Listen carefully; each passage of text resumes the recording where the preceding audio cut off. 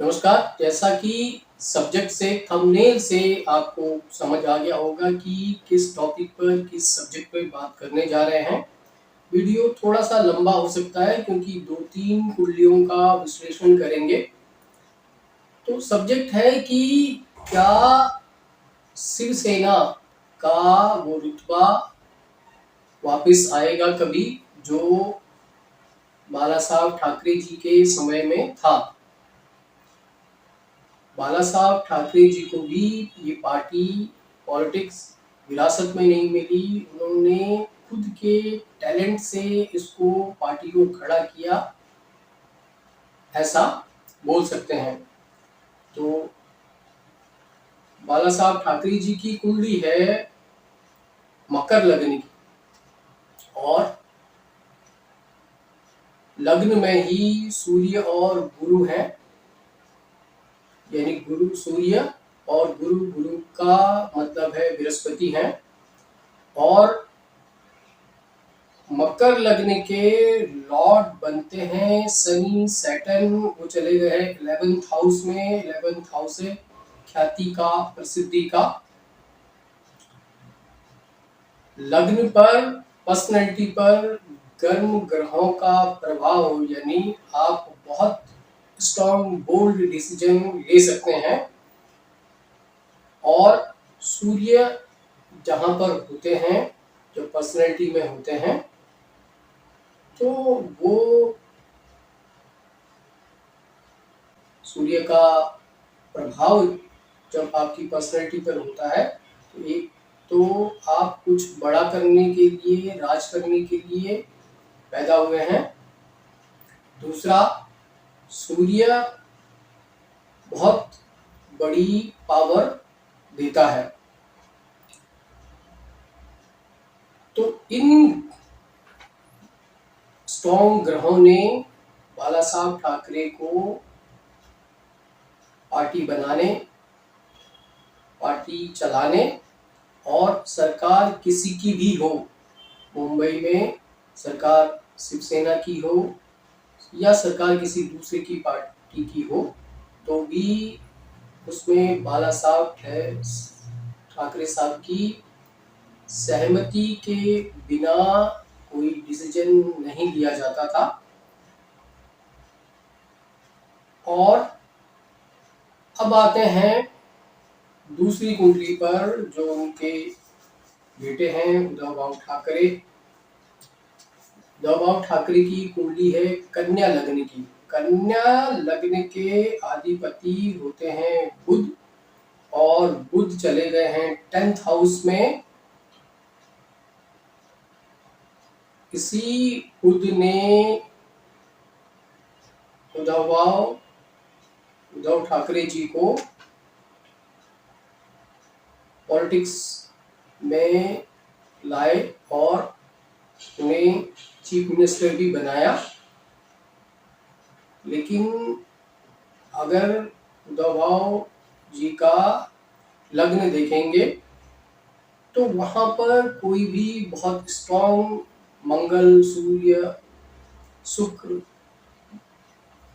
या बृहस्पति जैसे ग्रहों का कोई प्रभाव उनकी पर्सनैलिटी पर नहीं है। और 12th हाउस आप देखेंगे, 12th हाउस में राहु और चंद्रमा का योग, उनको डिसीजन, बहुत स्ट्रॉन्ग डिसीजन लेने में दिक्कतें आती हैं और वो बहुत स्ट्रॉन्ग डिसीजन नहीं ले पाते। 6th हाउस में केतु, उनके हेल्थ में इश्यूज रहते हैं। और 11th हाउस जो ख्याति का घर है, जिस सैटर्न, जहां पर हमने अभी बाला साहब ठाकरे की कुंडली की बात की थी कि उनका लग्न के जो लॉर्ड है सैटर्न है, और सैटर्न चले गए हैं 11th हाउस में, ख्याति के हाउस में। तो उनको प्रसिद्धि भारत में या मुंबई में नहीं थी, बल्कि बाला साहब ठाकरे जी की प्रसिद्धि पूरे विश्व में थी, जो इस कुंडली में, उद्धव ठाकरे जी की कुंडली में वो प्रसिद्धि नहीं दिखती है। ना ही उनके पास बहुत स्ट्रॉन्ग डिसीजन लेने की क्षमता दिखती है। 12th हाउस में राहु और चंद्रमा का योग होना ये बताता है कि उनके मन में हमेशा एक तरह का स्ट्रेस या टेंशन रहता है, इसकी वजह से बहुत अच्छा डिसीजन ले नहीं पाते हैं। अब अगली जो कुंडली है वो है उनकी तीसरी पीढ़ी उद्धव ठाकरे जी के बेटे आदित्य ठाकरे की। अगर इस कुंडली पर भी जाते हैं, ये कुंभ लग्न की कुंडली है और कुंभ लग्न के लॉर्ड शनि है और ये शनि चले गए 12th हाउस में, राहु के साथ चंद्रमा। तो इस कुंडली में भी ऐसा कुछ बहुत स्ट्रॉन्ग ग्रह नहीं दिखते, बहुत स्ट्रॉन्ग प्लैनेट नहीं दिखते कि जिससे लगता है कि ये पार्टी को फिर से खड़ा कर पाएंगे या पार्टी को उस मुकाम पर ला पाएंगे जिस मुकाम पर पार्टी बाला साहब ठाकरे जी के समय पर थी। बल्कि इस कुंडली में ऐसे योग हैं जिसमें किसी को डिसीजन लेने में बहुत परेशानी होती है। सेकंड हाउस में मंगल का होना, आप बोलना कुछ चाहते हैं, बोल कुछ जाते हैं और जनता उसका मतलब कुछ और समझ लेती है।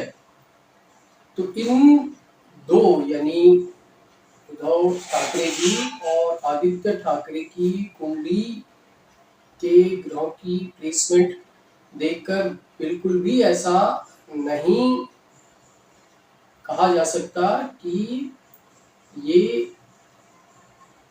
पार्टी को वो रुतबा दिला पाएंगे जो किसी समय में था। अब एक अलग कुंडली है, हालांकि ये कुंडली है राज ठाकरे जी की जो एक अलग पार्टी बना चुके हैं, जो भी कारण थे। अगर इस कुंडली पे विचार करते हैं तो ये कुंडली वृश्चिक लग्न की कुंडली है और वृश्चिक लग्न के लॉर्ड मंगल 8th हाउस में सूर्य के साथ और बुध के साथ, ये बहुत स्ट्रॉन्ग कुंडली है, लगभग वैसी कुंडली जैसी बाला साहब ठाकरे के साथ ठाकरे जी की कुंडली है। हाँ, बिल्कुल उस लेवल की कुंडली नहीं है क्योंकि लग्न इनका भी खाली है, लग्न पर कोई ग्रह नहीं है, लेकिन फिर भी लग्न उन दोनों कुंडलियों से यानी कि आदित्य ठाकरे और उद्धव ठाकरे जी की कुंडली से बहुत स्ट्रॉन्ग कुंडली है। 8th हाउस पर मंगल, सूर्य और बुध और इन सभी की सातवीं दृष्टि सेकंड हाउस पर बहुत स्ट्रॉन्ग कम्युनिकेशन, सामने वाले के सवाल खत्म होने से पहले जवाब दे देना जो आपको दिखता है। और 7th हाउस में शुक्र का आ जाना, ये कुंडली बताती है कि कुंडली बहुत स्ट्रॉन्ग है, लेकिन फिर भी इस कुंडली में राजयोग अभी तक क्यों नहीं आया, उस पर विश्लेषण करेंगे तो बहुत लंबा चला जाएगा। लेकिन हाँ, अगर कुछ ऐसा बन पाता है कि इन दोनों पार्टी एक हो जाती है और इस पार्टी की कमांड, लीडरशिप राज ठाकरे जी के हाथ में आती है, तो काफी हद तक शिवसेना का वही रुतबा होगा जो बाल ठाकरे जी के समय में हुआ करता था।